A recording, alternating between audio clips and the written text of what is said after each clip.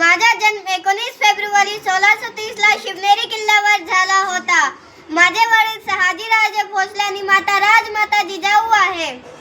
माझे गुरु दादोजी कोंडदेव यांनी मला युद्ध कला शिकवला.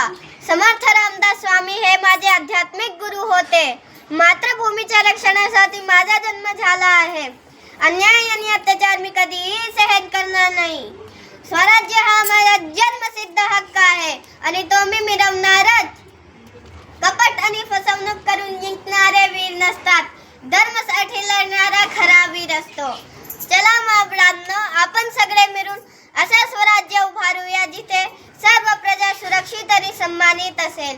जय भवानी, जय शिवाजी. वर्तन का करतोस? तुझी घमेंड जिरवून तुला धडा शिकवण्यासाठीच मी इथं आलोय. तुझे सारे किल्ले माझ्या ताब्यात देऊन तू माझा आश्रित हो. सारी घमेंड सोडून या अफजल खानाला येऊन भेट. ये रे शिवा, ये असा घाबरू नकोस. ये माझ्या मिठीत ये.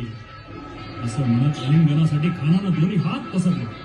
त्या दोन हाताच्या जबड्यात खान शिवाजी राजांचा, स्वराज्याचा, आऊसाहेबांच्या पुत्र सुखाचा आणि सह्याद्रीच्या हृदयाचा घास घेऊ पाहत होता. खानानं राजांना एकदा मिठी मारली. प्रचंड देहाच्या खानापुढे राज खचला. त्याचं मस्तक खानाच्या बगलेत लागलं. खानानं एकदम राजाचं मस्तक आपल्या काछेत पकडलं.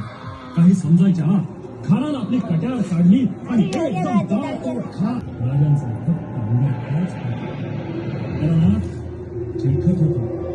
खानाला राजांची चाल समजली.